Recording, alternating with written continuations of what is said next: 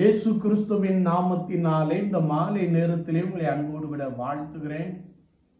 நீங்கள் அழைக்கப்பட்ட அழைப்பை பாருங்கள் என்ற வார்த்தையை வேதத்தின் வெளிச்சம் என்ற நிகழ்விலே நாம் தியானித்துக் கொண்டிருக்கிறோம்.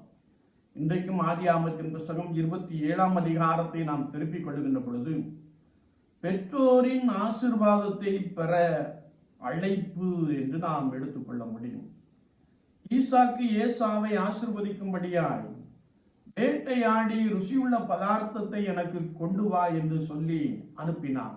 ஆனால் இதை கேட்டுக்கொண்டிருந்த தாயானவள் யாக்கோபை அழைத்து ருசியுள்ள பதார்த்தங்களை செய்து கொடுத்து தன் சகோதரனுடைய ஆசீர்வாதத்தை சுதந்திரத்துக் கொள்ளும்படியாய் செயல்படுகின்ற ஒரு விதத்தை நாம் இங்கே பார்க்கிறோம். என்றாலும் யாக்கோபு மறுத்து கூறுகின்ற சில வார்த்தைகளை நாம் கேட்க முடியும். அதே நேரத்தில் தாயின் சொல்லை தட்டாதபடிக்கு அவன் ஒருவேளை ஏசாவை போல உடையை அணிந்து கொண்டு தன் தகப்பனுடைய ஆசீர்வாதத்தை பெற்றுக்கொள்கிறான். ஒருவேளை நாம் ஏசாவை பார்க்கின்ற பொழுது அவன் வேட்டையாடி சமைத்து வந்து தன் தகப்பனுக்கு கொடுக்கின்ற பொழுது, ஐயோ, உன்னுடைய ஆசீர்வாதத்தை உன்னுடைய சகோதரன் என்னை ஏமாற்றி பெற்றுக்கொண்டான் என்று சொன்ன மாத்திரத்திலே தன் சகோதரன் மீது கடும் கோபம் கொள்ளுகிறான்.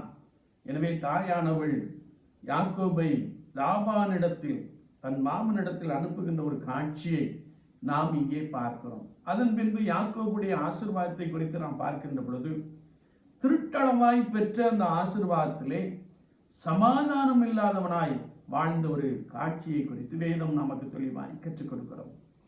எனவே ஒவ்வொரு பிள்ளைகளுக்கும் பெற்றோருடைய ஆசீர்வாதம் உண்டு. அதை நாம் பெற்றுக்கொள்ளும்படியாக உன் தகப்பனை உன் தாயும் கனம் பண்ணுவாயாக என்ற வசனத்தின்படியே பெற்றோரை கனம் பண்ணுவோம். பெற்றோருடைய ஆசீர்வாதங்களை விசுவாசத்தினாலே சுதந்திரத்துக் கொள்வோம். ஆண்டவர் உங்களோடு விழுந்து உங்களை பலமாய் நடத்துவாராக. ஆமென்.